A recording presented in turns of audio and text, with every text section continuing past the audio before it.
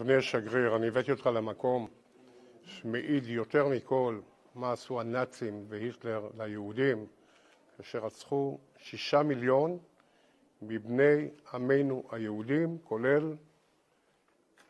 גם כן בני משפחתי, בני משפחה רבים, שכאן יש את העדות על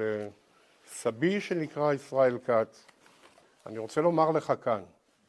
שהדברים שאמר נשיא ברזיל לולה, כאשר השווה בין המלחמה הצודקת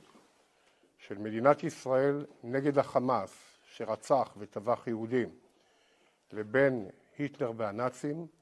היא בושה וחרפה והיא התקפה אנטישמית חמורה על העם היהודי ומדינת ישראל. ואני מבקש למסור לנשיא ובשמי ובשם אזרחי מדינת ישראל שאנחנו לא נסלח, והוא אישיות בלתי רצויה במדינת ישראל כל עוד הוא לא יחזור בו מדבריו ויתנצל על הדברים.